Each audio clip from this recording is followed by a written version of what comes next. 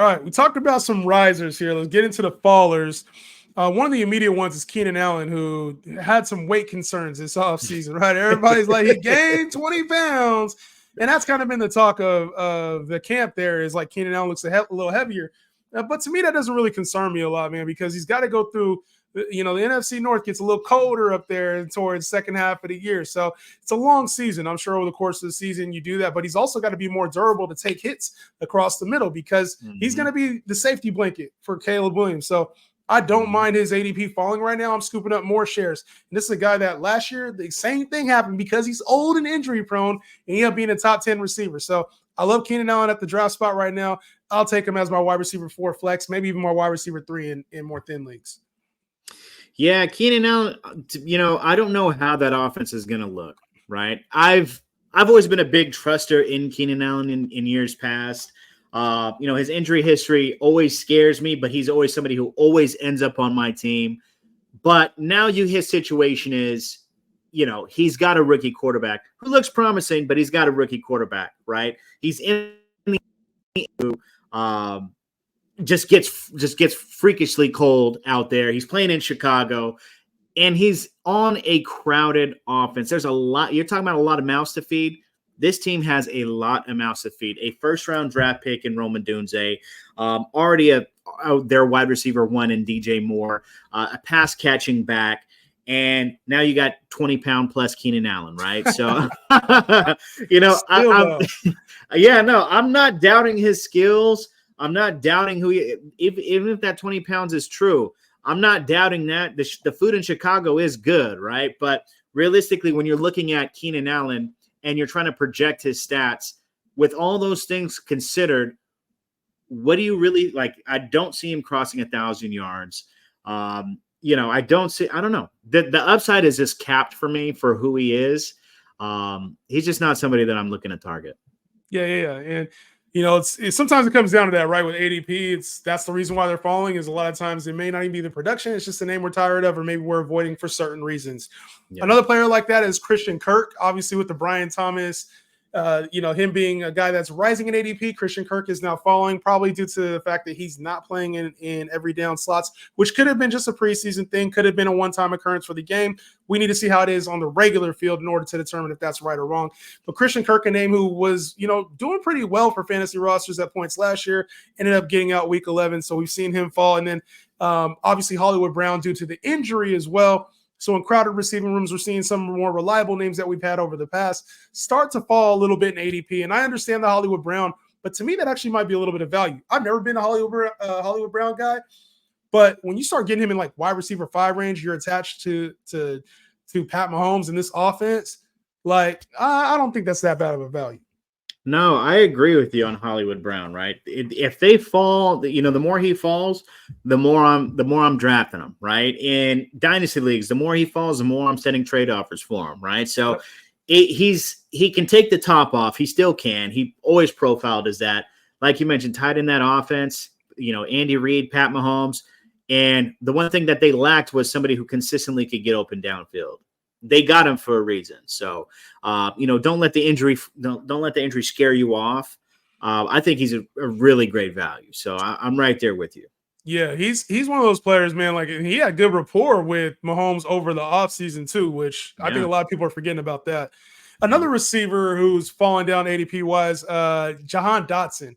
And obviously for good reason, right? Was a starter for the Commanders and now is going to be a third string at best player for the Philadelphia Eagles. He's got revenge on his mind. But when a team trades you in division, they're like, hey, to a division rival, that says a lot about your talent and what they think of you. So I get that his ADPs come down. He's not draftable, in my opinion. He wasn't really draftable before that.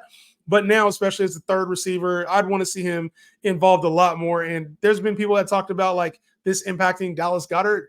Don't believe that shit. No. Dallas Goedert will be just fine. A.J. Brown and Devontae Smith will be just fine. He's going to be working in and out with other receivers on this roster. He's the one that suffers from this, nobody else. Yeah, I mean, he got traded for like a 7th-round pick, I think it was. I have no clue. It wasn't noticeable. Yeah. Jahan Dotson is somebody who I think, quite frankly, we spend enough time on, just being real.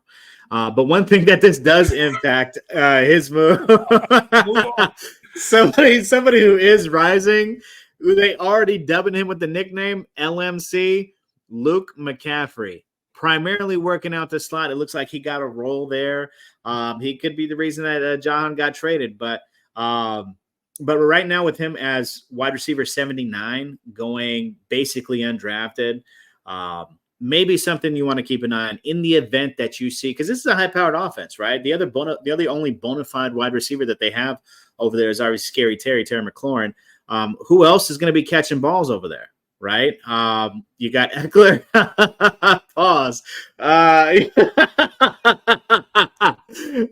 Let me pause. But who else is going to be catching a rock? Come on, man. Who else is going to be catching a rock over there? If he's got a starting slot role, that to me is enticing, right? Now, but what about a guy in Diami Brown, post-hype sleeper? Because this is a guy they've invested in. We've seen him during preseason. So with all fallers, there's risers in ADP too, man, and he's one of them.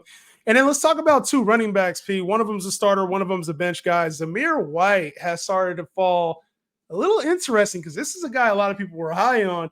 And now that he's played a couple preseason games, he's actually played in the preseason. His ADP's fallen. He scored in the preseason. He's looked good in the preseason. But splitting work with Alexander Madison. And on the other side there, Kendre Miller is splitting work with Alvin Kamara, but not as much as people thought. People thought Kendre Miller was going to be him. Turns out they ain't got a whole lot of plans for Kendre Miller, and it's going to be the Alvin Kamara show. So I think justifiably with Kendre Miller, there's a reason why his ADP, it's fallen back to where it should have been this entire time. Zamir White is interesting, though, because, P, we kind of expected decent stuff out of him. Starting role, finish strong down the stretch. Yeah, I mean, to be real, I don't know why his ADP is falling. I know that Alexander Madison's getting some work, but we know Alexander Madison. We know who he is, right? So he's trash. He's fucking trash. He's garbage. He's big garbage, right? Don't fall into that trap. Don't fall into that trap. Starts with a T. Try hard, bro. Try hard, bro. He's a straight try hard, bro. Trash, try hard, jag, whatever you want to call it. He's not one of those people you should put a lot of trust in. And if you know Justin, if you know what I'm saying, if you know what it is, you heard it from Justin all last year when he was calling tryhards. You know what I'm saying? This dude is a tryhard, so I would not let him impact Zamir White, because Zamir White not only was entrusted with the role last year, the coaches love him. They have to have a backup. I think that them giving Madison as much work is really to see what Madison got, if he can fit a role in this offense as a backup. Zamir White, I would still take him. I wouldn't let that. I wouldn't let his ADP falling really affect. Yeah, they're that. worried about the split work, or maybe he was playing into the third quarter. Zamir White needs work too. It's not like he just has the keys and needs to take time off. They need to see him in games to make sure he's the guy too, and I think he proved that. So that's our risers and fallers here from an ADP standpoint, from just a preseason standpoint. Me and P will be back more this week to get you guys right for the start of your season. We'll see y'all in the next one. Tap in.